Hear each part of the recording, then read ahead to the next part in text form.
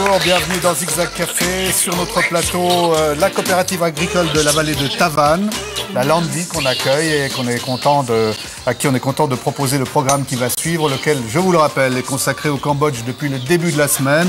Avec les 2 premiers jours, il sera avec nous vendredi, le docteur Richner et son engagement au Cambodge. Et aujourd'hui, on va se raconter une histoire différente et qui est très très belle aussi. L'histoire de quelqu'un qui sur place vit une situation dramatique, puis ensuite a envie de la changer pour que d'autres la vivent moins ou pas du tout. C'est l'objet de notre émission aujourd'hui. Alex, vous pouvez nous présenter les gens qui sont autour de vous ? Oui, bien sûr. Pourquoi ne le ferais-je pas? Michel Berset est la présidente d'une association suisse qui s'appelle la FESIP. La FESIP, vous allez comprendre tout à l'heure pourquoi elle s'appelle ainsi. Je vous garde un tout petit peu le secret. Et puis, il y a l'un des membres ou l'une des membres de la FESIP qui est ici aussi, Karine Séchaud. Une affaire de femme, mais c'est vrai qu'on va parler de femmes au Cambodge tout à l'heure. Et puis Jean-Luc Morer, qui a 2 ou 3 casquettes. Alors là, je vous laisse le soin de définir les casquettes. Alors aujourd'hui, avec nous, il sera là demain également, mais avec nous aujourd'hui parce qu'il est le directeur de l'Institut universitaire d'études du développement. Et avec lui, ce sera au cours de l'émission également resituer politiquement le Cambodge et peut-être apporter un certain nombre de précisions plus générales sur la situation socio-politique. Voilà. Alex, je crois, nous l'avons laissé entendre hier, mais je crois que nous allons permettre aux téléspectateurs de rencontrer une jeune femme exceptionnelle. Oui, elle se prénomme Somali. Vous l'avez brièvement entrevue hier en fin d'émission. C'était, j'allais dire, pour vous donner l'eau à la bouche, mais ce n'est pas tout à fait ça. En fait, son combat est un combat particulièrement dur, mais je vous propose simplement que nous la retrouvions maintenant au Cambodge, à Phnom Penh, pour qu'elle nous dise brièvement quel est son combat. Moi, ce que je veux, c'est arrêter pour les jeunes filles, des filles mineures, vendues, massacrées, mineures, moins de 18 ans, qu'elles ne veulent pas prostituer. Mais en tout cas, je ne suis pas contre. Pour des filles, elles ont 20 ans, si elles veulent prostituer, ça c'est leur problème. Moi, je me bats maintenant, c'est pour des enfants. Et je vais me battre jusqu'à j'arrive. D'où est venue cette volonté de combat chez vous, personnellement? Mais d'où est venue, j'étais vendue. Et quand j'étais dans le bordel, j'étais violée, j'étais massacrée comme les autres filles et j'étais aussi mineure. J'avais 14 ans. Donc, quand on est 14 ans, on est des enfants. On ne sait pas, on ne pense pas. Et quand les gens qui nous violent, on ne sait même pas. On sait qu'on a mal, mais on ne pense à rien. Et on a mal et on dit pourquoi? Pourquoi c'est comme ça? Donc ce que j'ai essayé maintenant, je me bats pour les filles qui sont mineures. Alors juste une réaction peut-être de Karine. Parce que vous avez vu sur une chaîne de télévision le visage de la jeune femme qu'on vient d'entendre et ça a un peu modifié votre vie. Vous vous êtes dit, mais alors il faut que je la rencontre, il faut... Oui, c'est vrai, j'ai été fascinée, subjuguée par son témoignage, parce que d'une part, bon, c'est une femme extrêmement charismatique, et puis le combat qu'elle mène, elle le fait avec une force, une énergie, une opiniâtreté absolument exceptionnelle. Et c'est vrai, ça faisait longtemps que j'avais envie de contribuer une fois à une opération humanitaire, et plus particulièrement en Asie, parce que j'y vais depuis une dizaine d'années. Et je me suis dit, bon, je veux rencontrer cette femme. Et la première rencontre? Et la première rencontre, c'était en fait à Genève, la radio suisse romande. Et c'est vrai que je me sentais comme une adolescente devant une Spice Girls. J'avais le cœur qui battait, j'avais les jambes qui tremblaient, parce que pour moi, de rencontrer un personnage comme ça, aussi emblématique, c'était très émouvant. Alors, Madame Berset, juste pour qu'on situe bien le problème, on est au Cambodge, on va parler de prostitution. Cela touche combien de personnes à votre connaissance et combien qui sont mineurs? Les chiffres, ils sont très difficiles à donner parce que... Un ordre de grandeur, peut-être? Le pourcentage d'enfants, de jeunes filles... On dit entre 10 et 15 000, c'est un chiffre qui est raisonnable? Oh oui, c'est probablement plus. Sans doute plus. Sans doute plus. Oui, si je peux me permettre, en 1990, on estime plus ou moins qu'il y avait 1500 prostituées, il faut toujours des statistiques, et qu'en 94, il y en avait 15 000. Donc là, on est en 98, donc probablement les chiffres ont explosé. Oui, il semblerait que les chiffres aient explosé d'ailleurs suite à l'entrée de l'ONU au Cambodge. Bon, là on va pouvoir y revenir sur les causes. À propos des chiffres, vous pouvez ajouter quelque chose, Jean-Luc Non, Morin? je crois que c'est tout à fait l'ordre de grandeur qui est donné en général. D'après les données... C'est également le moment l'événement qui a déclenché un petit peu ce phénomène à grande échelle. D'accord, 15 000, et d'après les informations que nous avions, sur les 15 000, on dit 30 à 35% qui auraient moins de 18 ans. Alex? Oui, c'est sans doute de cet ordre-là, mais c'est vraiment très difficile de le savoir, parce que je dirais pas que ça fait partie des traditions, on ferait sauter, tressaillir Somalie en le disant, mais simplement, les filles souvent ne se révoltent pas, et on n'a évidemment pas de statistiques dans les bordels, puisqu'officiellement il ne doit pas y en avoir, en tout cas pas de mineurs, donc on ne sait pas vraiment, mais c'est en tout cas de cet ordre-là, c'est au moins 5000 enfants de moins de 18, voire de moins de 16 ans pour certains. Alors, vous allez nous emmener dans une école. Oui, parce que je crois que ce qu'il faut expliquer, c'est que, vous l'avez compris, Somalie se bat, elle est organisée pour arriver à faire sortir des bordels, des gamines qui, comme elle, y ont été poussées parce que vendues à l'âge de 12, 13, 14, 15 ans. Ça, c'est son travail. Et puis, ensuite, évidemment, il faut s'occuper de ces jeunes filles. Mais on va revenir un petit peu en arrière. Je vais vous inviter dans quelque chose qui ressemble presque à une école enfantine. Regardez.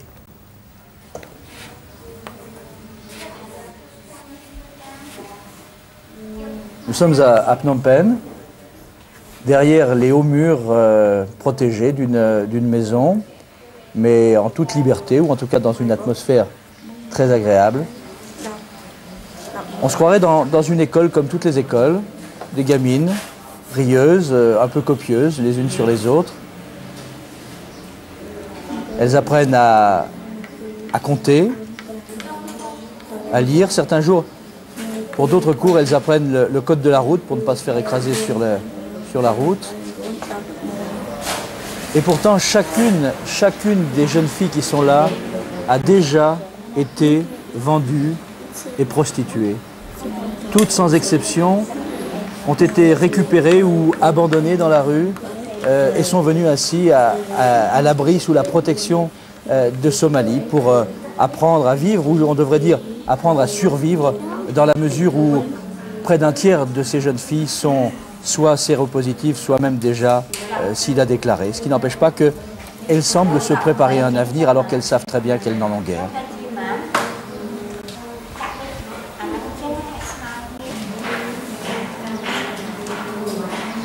Et ça, c'est ce qui se passe. Donc, cette classe se trouve dans la maison annexe, à l'intérieur du parc bien enserré, bien protégé, de la maison qu'occupe Somalie avec son association, la FESIP. Vous avez vu qu'il y a des cahiers, mais il y a aussi des machines à coudre, puisque les enfants, les jeunes filles apprennent à coudre à certaines autres heures. Elles font aussi de la coiffure, du maquillage. Enfin, elles apprennent une vie normale, alors que la leur est déjà derrière elles. Oui, mais Alex, quand elles racontent leur histoire, quand vous allez les interroger, évidemment, c'est un parcours souvent extrêmement difficile. Oui, alors, d'abord, elles en parlent entre elles, peut-être pas au début, mais là, lorsqu'elles sont dans cette maison de Somalie, de la FESIP à Phnom Penh, elles en parlent entre elles, et je dirais que dès lors que vous êtes accepté dans cette maison, ce qui, je crois, a été mon cas, ça se passe assez simplement pour les entendre parler. Je vais vous proposer un premier témoignage d'une gamine qui a 15 ans. Elle s'appelle Sokron, elle se prénomme Sokron.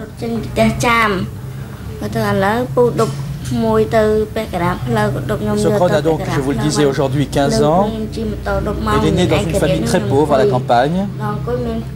Sa mère est morte en couche.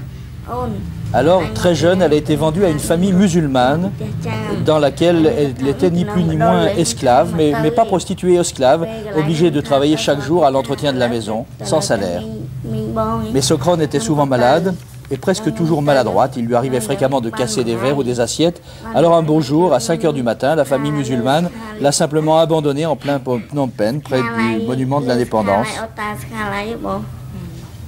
Sokron était née à la campagne et pendant son esclavage en ville, elle n'avait jamais vu la ville, elle était donc perdue. Quelqu'un a prétendu vouloir l'aider, mais c'était un proxénète qui l'a vendue dans un bordel. Elle avait 10 ans, elle était vierge et c'est ainsi qu'elle a été violée par un premier client. Mais peut-être parce qu'elle était malade déjà, elle était trop maigre, alors elle a été de nouveau revendue à un autre bordel, et puis à un autre encore, tous plus sordides les uns que les autres. Et puis elle était de plus en plus malade. Elle s'est retrouvée à l'hôpital. Une autre association, Cruz Art Make, que nous recevrons demain et qui s'occupe particulièrement des enfants des rues, l'a amenée ici, chez Somali, à la FESIP. Mais la maladie de ce Crohn n'était pas bénigne. Depuis plusieurs années sans doute, elle avait été contaminée par le virus HIV. Aujourd'hui donc, elle est atteinte du sida. Et ici, on la soigne, ou on tente de la soigner, par les mots et par les médicaments.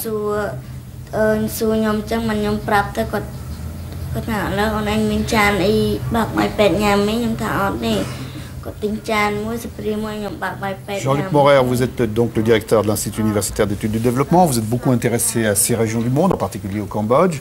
Ce problème que l'on soulève aujourd'hui, ce n'est pas un problème qui vous est étranger. On le constate. Vous rentrez du Cambodge, hein, vous y étiez il y a 15 jours. Non, c'est un problème qui est évidemment très répandu au Cambodge et malheureusement aussi dans beaucoup des autres pays de la région. Je crois que le problème est simple. Tout à l'heure, Alex Descotes disait que Somalie serait sûrement fâché si on disait que la prostitution faisait partie de la culture ou des traditions. Sans aller jusque-là, bien sûr que la prostitution existait au Cambodge avant l'intervention des Nations Unies. Mais il est clair que là, il y a eu un afflux massif de moyens, une demande malheureusement, pour parler en termes économiques, face à côté de cela, une grande misère, une pauvreté. Et ça a certainement contribué à développer ce phénomène à l'échelle que l'on voit ici. L'autre jour, je passais avec certains de mes amis dans la rue des Petites Fleurs, non poétique pour quelque chose de très sordide, où on voit effectivement des gamines qui ont 12-13 ans, qui sont fardées, maquillées et qui attendent le chaland en petits groupes. Alors tout à l'heure, vous disiez qu'il y avait une extension de la demande à partir de 89. Est-ce qu'on peut en trouver les raisons ?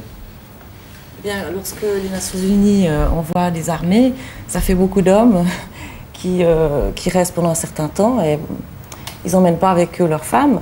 Donc, comme c'est très très bon marché, eh bien, ils ne s'en privent pas. Donc Alex, un double phénomène, à la fois, si j'ose dire les choses comme ça, une demande locale et à la fois l'arrivée de mercenaires ou de gens qui sont des hommes seuls et qui profitent de la situation.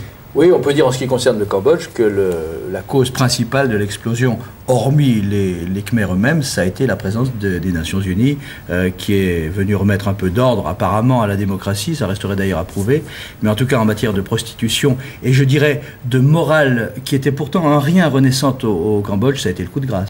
Mais c'est quand même incroyable ça, parce qu'on pourrait imaginer que les troupes des Nations Unies, on les prépare tout de même à avoir un rôle particulier dans un pays et probablement pas d'amplifier un phénomène de prostitution. On sait malheureusement depuis lors que dans cette opération qui a été présentée comme le grand succès de l'intervention des Nations Unies pour établir la paix et lancer le pays sur un processus démocratique, les gens avaient été fort mal préparés. Non seulement ils avaient été fort mal préparés, mais au niveau du recrutement, ça pêchait singulièrement puisqu'on sait qu'une bonne partie de ces gens sortaient tout droit de certaines prisons d'Europe centrale et que c'était des gens de saquet de corde. Donc il ne faut pas s'étonner évidemment qu'ils se soient précipités dans la rue que vous voyez à l'écran en ce moment. C'est ce que vous précisiez tout à l'heure, Karine, c'est-à-dire tout d'un coup la différence de chiffres entre avant 89 et aujourd'hui. Oui, puis aussi avec le sida, beaucoup d'hommes pensent qu'en achetant des petites filles soi-disant vierges, parce que très souvent elles se font recoudre entre deux passes, ils allaient être préservés de la maladie. Et donc de plus en plus ils ont voulu des clientes plus jeunes. C'est le même phénomène au Vietnam, en Thaïlande, dans tous les pays asiatiques. On retourne voir Somalie et son action sur le terrain. Oui, pour se demander tout de même quels sont les rapports qu'elle arrive à tisser avec les gens qui sont là. Un document, si vous le voulez bien. Oui, ce document, on va le voir brièvement, ce n'est pas une interview, je me suis tenu à distance, j'ai évité de mettre un projecteur pour ne déranger personne. Vous voyez, l'image est assez mauvaise. Mais la femme qui est oui, on dirait la femme, on dirait presque la vieille femme qui est à droite, eh bien, elle aussi a été touchée par le sida. Et là, en fait, 17 ans, rendez-vous 17 ans, elle est condamnée, elle est perdue. Et le rôle de Somalie aussi, mais son rôle très naturellement, je dirais, c'est non seulement de se battre pour faire sortir les filles des bordels de Phnom Penh et d'ailleurs, mais c'est aussi tout simplement de les accompagner, de les écouter. Je l'ai suivie pendant plusieurs jours, Somalie, elle passe un temps fou à parler, à entendre, et elle ne le fait pas comme le ferait une professionnelle des soins palliatifs ou une professionnelle de la psychologie. Elle le fait comme une femme à qui ça aurait pu arriver aussi, et c'est d'une beauté, d'une profondeur qui m'ont vraiment beaucoup touché. En réalité, elle le fait comme une femme à qui c'est arrivé. Oui, hein, au bien moins, en sûr. tout cas, le parcours de la prostitution, du viol, des violences de différents ordres. Tout à fait, tout à fait. Et c'est tout à fait étonnant. D'ailleurs, elle en parle aussi à certaines occasions. Elle parle de ce rapport qu'elle arrive à tisser avec les filles. Regardez un instant, peut-être le voit-on à l'écran, le rapport des mains. Voilà. Eh ben, c'est ça, Somalie. C'est ça la force. Vous parliez tout à l'heure des Nations Unies. On peut envoyer 10 000 personnes quelque part, mais s'ils ne sont pas motivés, le résultat sera sans doute bien plus négatif que le combat d'une seule personne qui y croit. Et c'est le cas de Somalie, très, très clairement. Elle va, je crois, là, si on peut entendre ce document, nous parler de ces rapports justement avec les filles. Mais ici, quand elle arrive ici, déjà, elle comprend plus rien. Déjà, quand elle nous rencontre, quand on l'a aidée comme ça, elle ne comprend pas. Elle se demande pourquoi on l'aide. Et nous, on le laisse de temps. Elle réfléchit, elle va penser. Elle va regarder ce qu'on fait pour elle. On ne va pas commencer à expliquer tout de suite qu'on l'aide. Parce que pour elle, elle ne croit personne. Elle était vendue parce qu'elle croit quelqu'un. Et quelqu'un qui l'a vendue. Elle croit quelqu'un et quelqu'un l'a vendue. Pour elle, c'est croyer des gens, ça n'existe pas. Donc quand elles sont arrivées, elle ne comprend pas, elle regarde entre elles. Mais ici, ce que c'est bien, c'est que quand elle rentre, elle est approchée par les autres filles. Et c'est les autres filles qui le disent elles-mêmes. Qu'elles sont approchées parce qu'elles ont dit, moi aussi j'étais vendue aussi. Donc elles s'approchent tous des jours. Après c'est bien. Après moi je vais parler avec elle. Après elle m'a posé des questions. Pourquoi vous m'aidez? Je dis parce que tu es un enfant vendu, forcé, parce que je ne sais pas comment dire en français. Donc après, si elle me posait des questions, parce que parfois elle pose des questions, mais si tu veux nous aider, on ne croit pas parce que tu ne connais pas notre vie dans les bordels. Et je lui dis, ta vie dans les bordels, je connais parce que je passe aussi dans les bordels. Donc après, on se connaît parce qu'on était vendus pareil. Et après, on s'approche comme les sœurs. C'est nous, il n'y a que nous, on se comprend. Les autres, ils nous comprennent, c'est vrai, ils nous comprennent, mais la façon, autre chose, oui, j'ai pitié parce que tu étais vendu, mais nous, on se comprend parce qu'on a les mêmes problèmes. Mais elle aurait pu sauver sa peau et rester tranquille, parce qu'on le verra tout à l'heure, c'est très dangereux le travail qu'elle fait. Comment s'est-elle préparée entre sortir de la prostitution et être capable d'intervenir dans un milieu comme ça? Eh bien, elle a travaillé comme sage-femme pour Médecins sans frontières. Et là, elle a travaillé dans la problématique du sida, du HIV. Et elle allait visiter des jeunes filles dans certains bordels pour leur parler, pour leur donner des moyens de prévention. Et puis ces filles disaient, mais moi, c'est pas les préservatifs que je veux, c'est plutôt que tu me sors de là. Et à partir de là, elle en a sorti 1, 2, 3, 4, 5. Et puis, finalement, elle s'est dit, ben, je vais créer une ONG.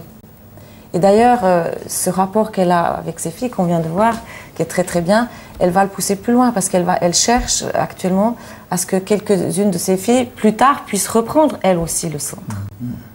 Oui, il y en a qui travaillent dès maintenant avec elle, hein, certaines, il y en a, je dirais même beaucoup plus qui demandent, et certaines sont trop jeunes parce que Somalie a besoin d'être en règle avec la loi, parce qu'elle n'a pas que des amis, bien sûr. Donc elle ne va évidemment pas employer des gamines de 14 ans au risque d'être en contravention, alors même que ces gamines ont déjà 2-3 ans de bordel et qu'elles voudraient travailler, et officiellement elle ne peut pas les salarier.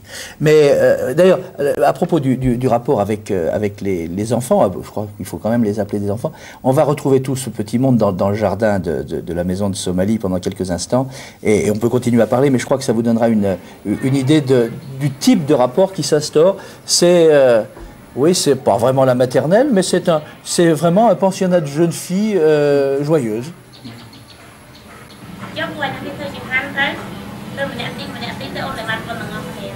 Oui, je crois, Karine, peut-être, ce qui est important, c'est que il faut chaque fois prendre conscience de ce qu'on a vécu. Hein. C'est pas... Voilà, justement, puis comme disait Somalie encore récemment, quand elle me disait qu'elle jouait avec ces jeunes filles, je disais, mais tu joues à quoi? Elle me dit, on joue à la marelle, on joue à la poupée. Puis j'ai marqué un peu d'étonnement parce que je savais qu'elles avaient entre 16 et 18 ans, ou peut-être un peu moins.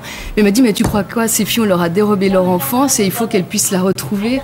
Et moi aussi, par ailleurs, quand je joue avec ces filles, c'est mon enfant qui réapparaît. Je trouvais que c'était... Là, on le voit bien.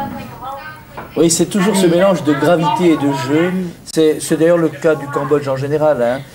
On parlait hier des Khmers rouges. C'est vrai que quand on rencontre des Cambodgiens, on n'a pas l'impression qu'ils sortent, enfin pas à première vue, de ce calvaire. Mais c'est vrai que quand on pense à ce qu'ont vécu toutes ces filles, à ce que vécu Somalie elle-même, elle passe un peu comme chat sur braise là-dessus. Mais enfin, ça n'a pas dû être facile. Et le simple fait de s'en être tiré est déjà une...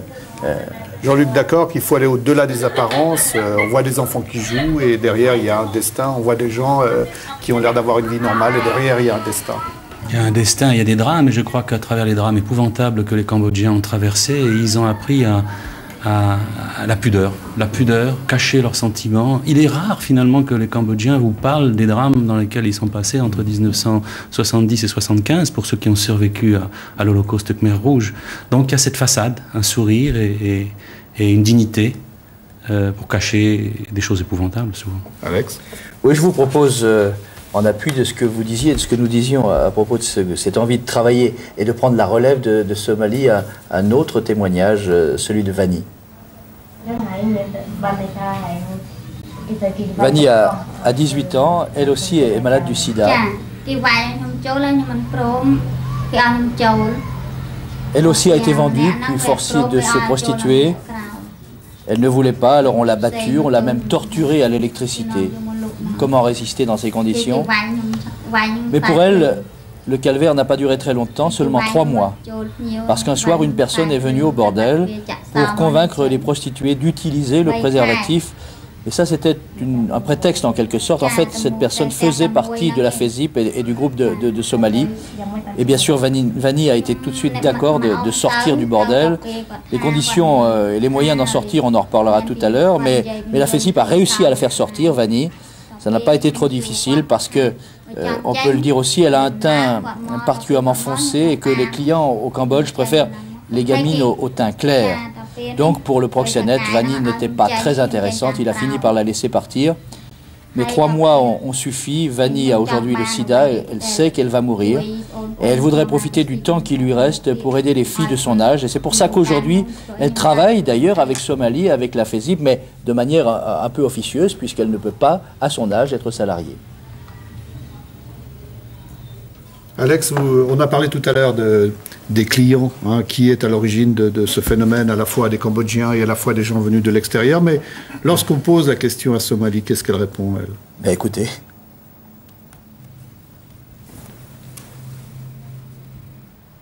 on va retrouver Somalie à ce propos. À propos des clients, asiatiques ou européens? Oui, beaucoup asiatiques quand même, mais aussi il y a aussi d'étrangers, et beaucoup d'étrangers aussi. C'est vrai que quand on va dans les bordels, pour les filles vierges ou comme ça, quand on vend, c'est pour les asiatiques, beaucoup, mais plupart, si vous allez au Martini, dans les bordels, il n'y a que des blancs. Donc il y a tout. Donc parmi les moyens d'empêcher que ça continue, il y a aussi une information à faire en Europe. Oui, en Europe, je voulais travailler au niveau international pour chercher des fonds. Parce que si on travaille dans le Cambodge, dans le petit pays, et pour chercher les fonds, on ne peut pas trouver. Donc, international pour chercher les fonds. Et deuxièmement, pour aussi parler des problèmes en Asie ou au Cambodge, des problèmes d'exploitation sexuelle. Alors peut-être une question à Jean-Luc Maurer. On voit cette femme qui se bat seule, enfin seule maintenant, avec bien sûr de l'aide autour d'elle, mais enfin qui a pris une démarche personnelle. Quelle est l'attitude du gouvernement, quelle est l'attitude des responsables locaux par rapport à un problème comme celui-là? Bon, à votre connaissance. Hein.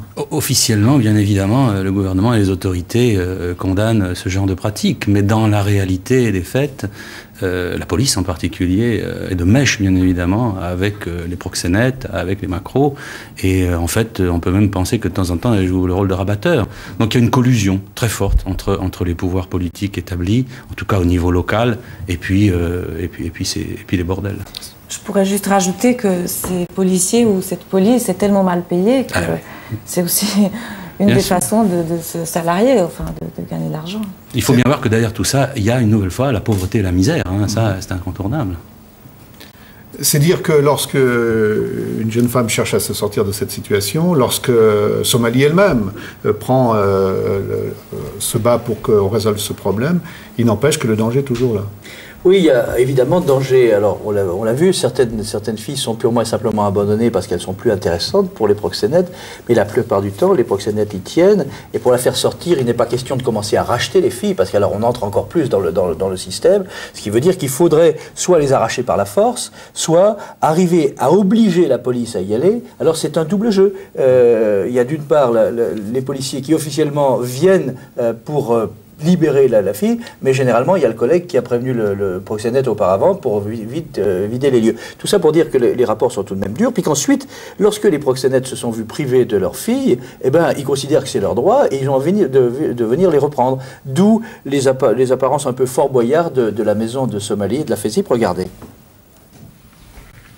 Et quand il y a au bout d'une route comme ça des motards, on ne sait jamais si ce sont de simples badauds ou si ce sont des gens qui observent.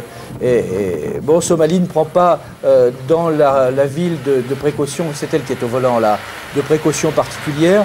Elle n'a pas vraiment peur pour elle-même, mais ce qu'elle veut, c'est protéger les filles qui sont chez elle. Alors, vous avez vu, il y a des portails de métal, il y a des pics en haut du portail, en haut des grilles. On referme immédiatement et je précise que la nuit en particulier, mais même toute la journée, les gardes sont armés parce qu'il faut protéger ce lieu. Et vous voyez, hein, les apparences. Alors, c'est vrai qu'elle a mis sur la porte le nom de la FESIP. Bon, de toute façon, les proxénètes et la police savent très bien où elle est, mais tout de même, il faut prendre quelques précautions, c'est vrai. Est-ce qu'on peut préciser à propos de Somalie, c'est qu'elle s'est mariée maintenant et qu'elle a fait le choix du mari qu'elle voulait pour une fois et qu'elle a un enfant et que des menaces sur sa situation et en particulier sur son enfant, ça existe? Tout à fait. D'ailleurs, suite à un reportage d'envoyé spécial en fin d'année passée, elle a reçu des menaces, son mari aussi. Ils ont dû partir un moment au Laos. Et bon, malgré tout, elle revient. Elle ne peut pas se passer de faire ce travail qui pour elle est absolument primordial au risque de sa vie et de la vie de son enfant. Alors il y a le travail qui consiste à avoir sorti des jeunes femmes et ensuite de les protéger, puis il y a le travail qui consiste à aller les chercher. Et ça doit être de plus en plus difficile parce que maintenant on sait qu'il existe un mouvement qui essaye de lutter contre ce fléau. Oui, enfin plus difficile, oui et non, parce que Somalie commence à être connue. Ce n'est pas par hasard qu'elle accepte de prendre des risques et d'être vue à la télévision. En même temps, ça la protège. C'est clair que si tout à coup elle disparaissait demain, ça poserait quand même quelques problèmes et qu'il y aurait sans doute des interpellations du gouvernement pour dire non pas pourquoi l'avez-vous tué, on n'ira pas jusque-là, mais pourquoi ne l'avez-vous pas protégé. Donc, même les macros qui sont de mèche avec une partie au moins de l'administration hésitent à toucher à elle. Mais ça n'empêche qu'il faut faire ce boulot, et ce boulot, vous l'avez vu dans le témoignage tout à l'heure de cette deuxième jeune fille qu'on a entendue, ça consiste à aller dans les bordels, officiellement en disant qu'on vient prôner l'usage du préservatif, parfaitement illusoire en l'occurrence, et en réalité pour repérer les jeunes filles, pour essayer ensuite d'aller les sortir. Et ça, c'est le rôle de Tantine. Tantine, à la différence de Somalie, elle n'a jamais été prostituée, elle a 50 ans, elle était fonctionnaire, elle a entendu parler de ça, elle a laissé tomber son boulot, et puis c'est elle qui va dans les bordels officiellement avec un petit attaché-caisse pour parler aux filles, et en réalité pour les repérer. Bien sûr, elle est en ombre chinoise, il ne faut pas qu'on la reconnaisse, elle, parce que sinon c'est son boulot qui s'arrête, et peut-être sa vie. Je travaille dans le bordel chaque jour comme ça. D'abord, je rentre pour donner des informations sur l'hygiène, sur les maladies transmissibles, sur SIDA aussi. Et puis après, mon but, c'est de travailler dedans, c'est pour sauver les filles qui voulaient sortir dedans. Je fais, par exemple, j'ai formé une équipe comme ça pour rentrer dans le bordel. C'est un peu dangereux tout de même? Oui, c'est dangereux, mais parfois c'est facile aussi parce que le proxénète n'est pas là ou bien parfois on l'amène à l'hôpital pour régler ce problème. Par exemple, quand elle est malade, quelque chose comme ça, on l'amène à l'hôpital. On demande au proxénète pour l'amener à l'hôpital pour traiter, pour soigner, par exemple. Aujourd'hui, combien de filles pensez-vous que vous avez réussi à faire sortir? Oui, il y en a à peu près 30 filles. sorti de 30 filles déjà. Est-ce qu'il vous arrive d'avoir peur? Oui, parfois aussi. J'ai peur aussi. Depuis le début, ça fait plus que ça. Oui, alors c'est 30 filles, mais c'est plus en réalité. Oui, enfin, C'est elle Tantine qui a fait 30. elle-même fait sortir 30 filles. C'est de l'ordre de 100 à 120. Oui, c'est ça. Jean-Luc, vous qui connaissez, donc je le rappelle bien pour l'avoir étudié, cette société-là, ces femmes extraordinaires de courage, hein, et de ténacité, est-ce que ce sont des exceptions ou est-ce qu'elles jouent vraiment un rôle dans la modification de la société cambodgienne? Une femme comme Somali est sûrement une exception, bien sûr, mais plus largement, je dirais que traditionnellement, les femmes jouent un rôle important dans la société khmer, pour le meilleur, comme dans le cas que l'on voit. Des fois, pour le pire, certains de mes collègues ont fait des analyses du mouvement Khmer Rouge qui, en sous-main, était contrôlé très largement par les femmes de ces messieurs au pouvoir. Donc, la femme joue un rôle très important dans la société cambodgienne, et d'ailleurs, à ce titre, dans beaucoup de sociétés en Asie du Sud-Est. On n'est pas dans des modèles où la femme est sécluse, recluse, et n'a pas son mot à dire. Mais évidemment, une personnalité comme Somali est assez exceptionnelle. Elle a un courage extraordinaire. Je dois quand même rappeler ici, pour les téléspectateurs, que la vie n'a pas de valeur au Cambodge. Après les drames que ce pays a traversés, vous payez quelqu'un $25 et il exécute qui vous voulez. Hein. Le prix montera évidemment en fonction de l'importance du personnage, mais véritablement, elle court des risques très très graves, et Tantine aussi d'ailleurs en l'occurrence. Ce qui n'empêche pas de continuer. D'ailleurs, c'est souvent les mères elles-mêmes qui vendent leurs enfants. Oui, on y reviendra là-dessus parce que c'est justement, bien sûr, outre le fait qu'il faut aller aujourd'hui dans les bordels pour récupérer ces gamines, c'est vrai qu'il vaudrait mieux faire tarir la source. On va y revenir, mais je voulais, sans faire du voyeurisme, vous savez que c'est pas tout à fait le genre de la maison, mais je crois qu'il n'est pas inutile de voir dans quel type de quartier de la ville se passe cette prostitution. Parce que nous, on a quand même en Occident une vision morale, peut-être, on condamne peut-être moralement, mais enfin, un bordel, c'est quand même, d'ailleurs on n'appelle pas ça comme ça, et puis c'est généralement confortable, feutré, il y a tout ce qu'il faut. Il y a parfois même le verre de champagne. Bon, c'est pas ça. Hein. On va aller avec Somali. Elle a été d'accord de partir avec moi dans ces quartiers-là.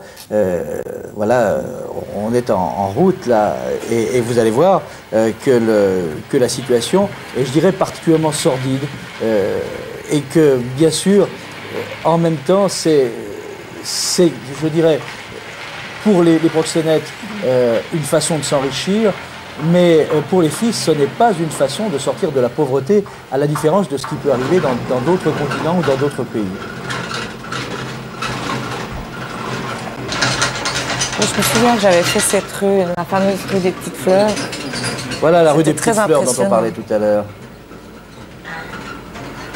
Alors bon, les filles, on ne les voit pas en ce moment parce que quand passent des voitures en particulier, des voitures comme ça, c'est vrai qu'elles ont ordre de rentrer assez rapidement. À 100 mètres devant nous, on les voyait encore et ensuite elles entrent. Mais notre objectif là va s'arrêter dans quelques instants sur un groupe de filles, quelques instants simplement pour que vous vous rendiez compte de l'âge vraisemblable de ces gamines. Mais évidemment, elles sont maquillées, fardées, habillées, enfin elles sont là pour attirer le client. Hein. Voilà. Voilà, un salut pour attendre le chaland. Oui.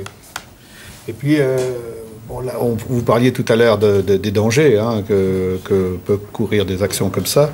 Il est clair, j'imagine, que les macros vont utiliser tous les moyens pour faire pression, pour essayer de récupérer.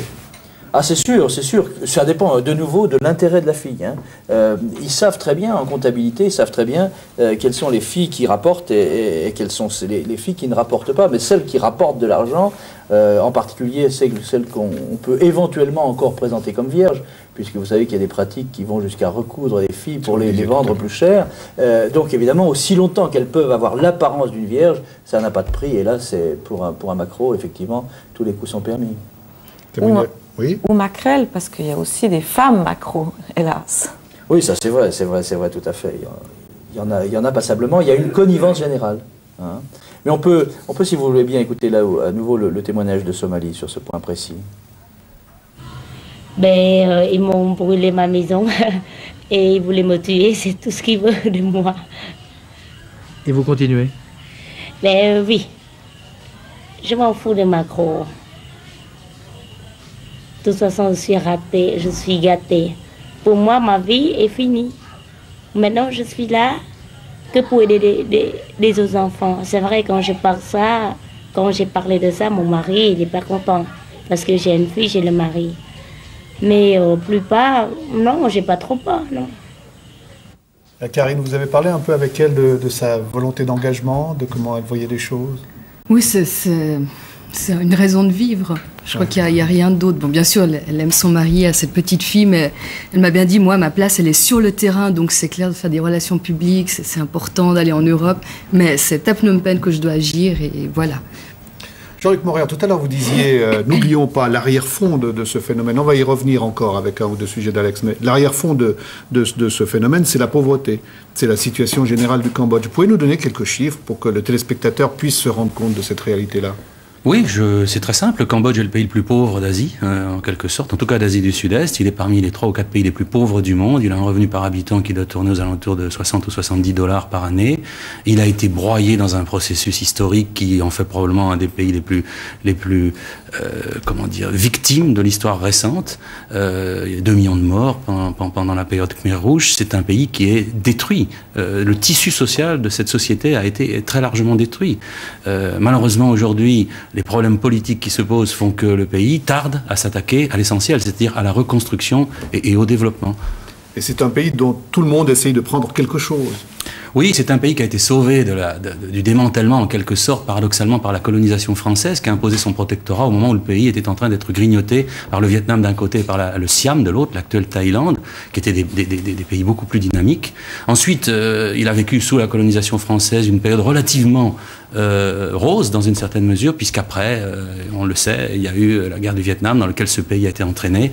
Et malheureusement, je dois dire, et je le dis avec toute la fermeté que je peux mettre là-dedans, les États-Unis sont très largement responsables du drame cambodgien. S'ils n'avaient pas fomenté un coup d'État en 1970 pour renverser le roi Sihanouk et mettre à la tête un pantin qui s'appelait Lon Nol, jamais les Khmer Rouges ne seraient arrivés au pouvoir à Phnom Penh. Ça aurait évité à ce pays plusieurs millions de morts et probablement ça le situerait aujourd'hui dans une bien meilleure situation pour s'attaquer à la pauvreté, au développement. Mais à votre avis, pourquoi ont-ils commis cette erreur politique? Les Américains? Oui. Pour 2 raisons qui étaient très simples, c'est qu'ils ne supportaient pas que Sihanouk transige un peu avec le Vietnam. Ils étaient en guerre contre le Vietnam à l'époque et la piste Ho Chi Minh empruntait en partie le territoire cambodgien. Plutôt que de tolérer cela, ils ont préféré broyer ce pays sous un tissu de bombe. Et M. Kissinger, qui a eu le prix Nobel de la paix, a certainement beaucoup de sang sur les mains. J'espère qu'un jour, on demandera à certains de ces personnages des comptes aussi. On va revenir encore sur ce qui est actuellement en train de se passer au Cambodge, parce que ces jours sont très importants politiquement. Mais retour quand même au problème qui nous intéresse aujourd'hui, et justement avec le lien avec la Thaïlande. Bien sûr, vous parliez à la fois des États-Unis, du Vietnam et de la Thaïlande. Je dirais que ce sont les 3 gros consommateurs, entre guillemets, d'enfants, de jeunes filles, que ce soit dans les bordels de Phnom Penh, ou même de filles qui sont vendues au Cambodge et qui sont ensuite envoyées soit au Vietnam, soit surtout en Thaïlande. C'est le cas en tout cas de Ken, dont nous allons entendre le témoignage maintenant. Elle a aujourd'hui 19 ans, Ken. Quand elle avait 14 ans, elle est tombée amoureuse d'un garçon, mais celui-ci a commencé à la frapper avec d'autres membres de la famille d'ailleurs. Et c'est comme ça qu'elle a accepté d'être vendue à une femme qui l'a emmenée en Thaïlande. Là, elle a été enfermée dans une maison, frappée, torturée, privée de nourriture et finalement obligée de se prostituer. Et elle est restée 6 mois en Thaïlande, puis la police thaï a fait une descente dans le bordel où elle se trouvait. Elle a été arrêtée, elle était mise en prison pendant 6 mois, battue par les autres prisonniers, essentiellement des Cambodgiens, puis finalement renvoyée au Cambodge. Et aujourd'hui, si elle témoigne, c'est pour que ces choses se sachent, pour qu'on aide ceux qui se battent pour mettre fin à la vente, à l'esclavage, à la prostitution et finalement à la mort des enfants du Cambodge, ceux qui sont vendus dans le pays et ceux qu'on expédie en Thaïlande comme elle.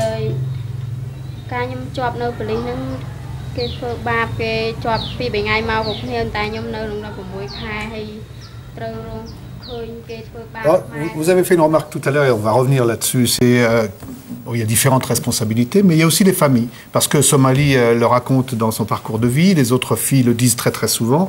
Au fond, les premiers qui vendent, c'est le père, le grand-père, voire la mère. Voilà, exactement. Et alors, comment s'attaquer à ce problème-là? C'est comme vous le disiez, le problème est d'abord économique. Mais comment s'expliquer qu'une mère puisse décider de vendre son enfant, à votre avis? La vie n'a pratiquement pas de prix au Cambodge, comme vous le disiez. Ils sont tellement pauvres, ils vendent une fille et puis ça nourrit le reste de la famille. Mais vous pensez qu'on peut l'expliquer comme ça? Non, et souvent aussi, tout de même, parce que la mère a pu être prostituée dans des conditions analogues. Et en fait, elles ne font que reproduire. On le voit bien même en Occident, avec le phénomène du quart-monde. En fait, c'est une espèce d'expérience accumulée. Alors c'est vrai qu'il faut s'attaquer non seulement au bordel et au proxénète, mais il faut s'attaquer aux têtes, à la tête des mères, et d'une certaine manière à la tête des filles et des enfants du Cambodge. Écoutez Somalie, elle l'explique bien d'ailleurs. Il y en a qui l'acceptent la vente, il y en a qui ne veulent pas accepter. Il y a des filles, puis il y a des cas de filles qui l'acceptent la vente parce qu'il y a des... Parce qu'ici on est très, je sais pas, on est très traditionnel. On dit mes parents, c'est ma mère qui nous, qui a fait des enfants. Et nous on est là pour la maman. On est là que pour la maman. Si la maman qui dit, tu vas te prostituer, on va. Parce qu'on fait ça pour plaisir à la maman. On aime notre maman, on fait ça.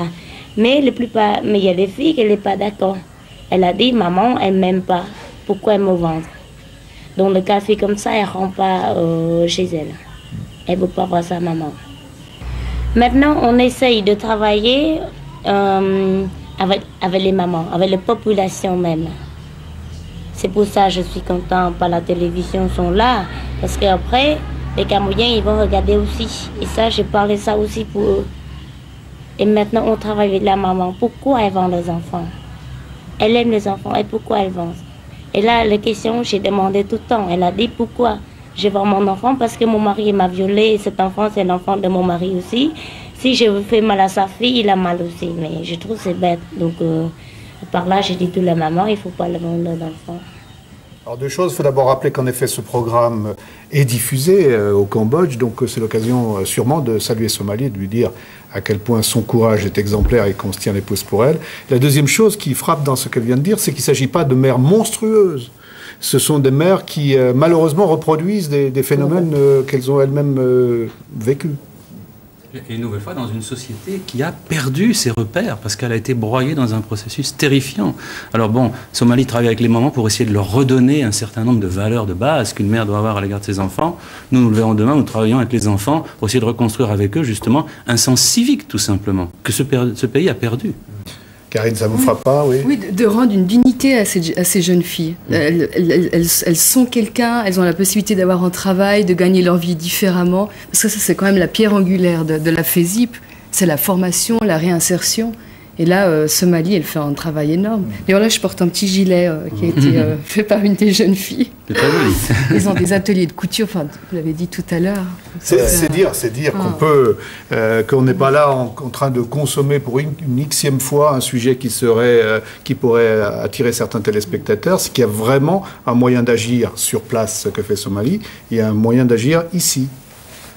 Comment est-ce que le téléspectateur qui vous écoute, comment il pourrait vous donner un coup de main? Comment il pourrait donner un coup de main à Somalie?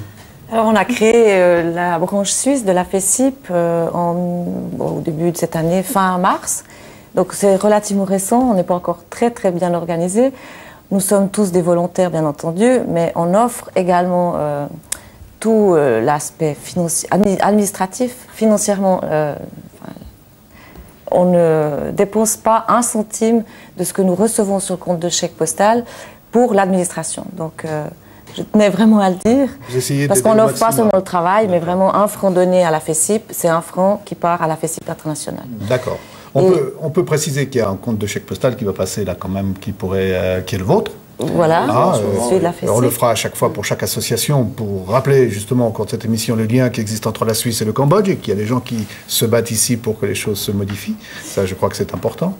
Ouais, puis on peut peut-être préciser qu'avec 20 francs, on habille une jeune fille pendant 6 mois, qu'avec 50 francs, on la nourrit pendant 1 mois et avec 30 francs, ça lui paye sa scolarité pour 2 mois. Donc. Bien sûr. Jean-Luc Morer, il y a en arrière-fond quand même toute la situation politique du Cambodge et nous sommes ces jours-ci, parce que les gens ont vu à la télévision, il y a de cela quelques jours, voire une semaine ou 2 semaines, qu'il y avait des manifestations dans les rues, qu'il y avait des violences. Où en est-on actuellement de la situation ? Alors la situation apparemment semble s'améliorer sensiblement par rapport à ce qui s'est passé ces dernières semaines.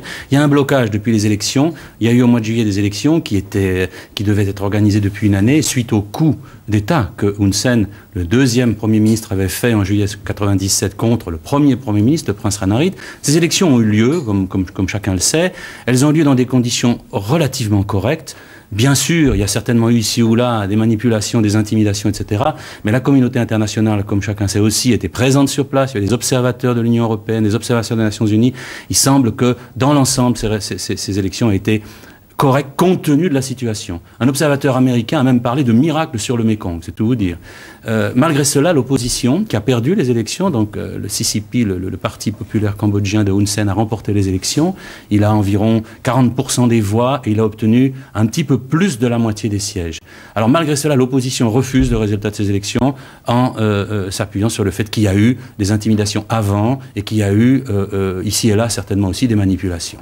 Alors, il y a le blocage, si vous voulez, politique, qui est évidemment tout à fait regrettable pour le pays, parce que le salut de ce pays, c'est que la stabilité politique soit réinstaurée, que la paix civile s'établisse et que l'on puisse enfin s'attaquer aux problèmes de reconstruction, de développement, pour s'attaquer aux problèmes de misère et de pauvreté dans le pays. Alors, il y a un petit déblocage de la situation parce que le Parlement va se réunir dans 2 jours à Siem Reap, la grande ville, la capitale du Nord, près des temples d'Angkor, sous l'égide du roi Sihanouk, qui est le personnage politique qui garde encore une très grande popularité dans le pays et qui est probablement le seul à même de pouvoir imposer une solution, en l'occurrence à l'un de ses fils, le prince Ranariddh.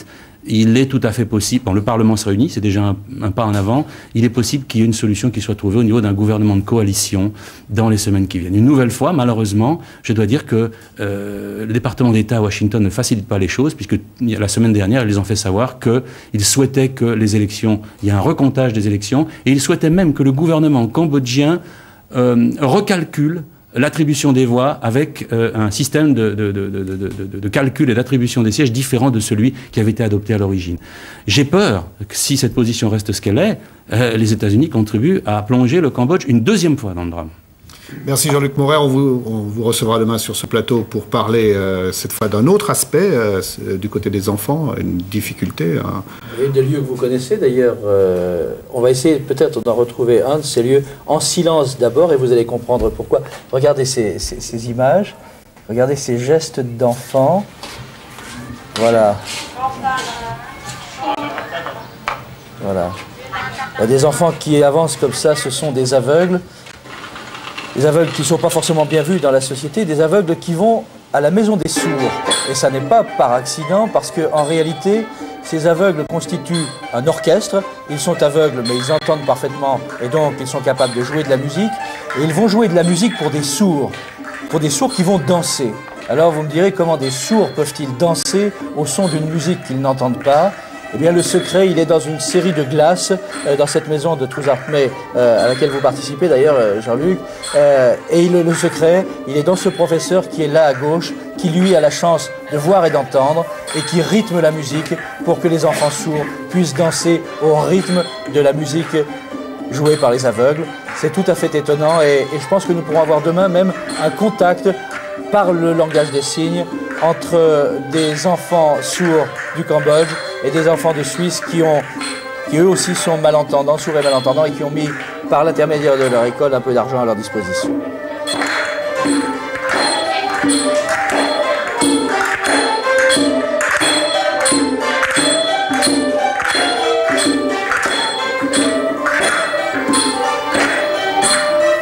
Oui, un dernier mot peut-être, Karine, parce que vous nous avez dit tout à l'heure que sur le simple visage apparu dans un reportage de télévision, vous avez décidé de vous engager du côté de Somalie. Quand on voit ces images-là, ça doit vous redonner encore davantage d'énergie, non? Oui, et puis surtout d'admiration. On se dit qu'il y a des gens qui ont un courage formidable, et puis ça nous donne beaucoup d'espoir. Alors vous rappelez simplement comment les téléspectateurs ils peuvent appeler au 708 99 00 pour avoir des informations sur votre ONG, mais en même temps de quelle manière très concrète on peut être à vos côtés ou à côté de la présidente? Voilà, de la présidente. En envoyant des fonds. Juste pour préciser, Somalie est en train de créer un nouveau centre provincial, justement pour ces jeunes filles qui ne sont pas en âge de travailler officiellement, qu'elles soient un peu éloignées du milieu urbain, donc plus protégé, dans un milieu plus naturel et qui correspond finalement à ce que la plupart des Cambodgiens vivent, c'est-à-dire que 80% de la population est quand même agricole et la plupart des gens gagnent leur vie de cette manière-là. Merci beaucoup. Je crois que la seule chose qu'on va faire maintenant, puisqu'il y a tout un public qui est avec nous, c'est d'applaudir. Mais ces applaudissements, ils seront pour Somalie. Je l'espère qu'elle nous regarde et c'est juste pour lui dire bon courage.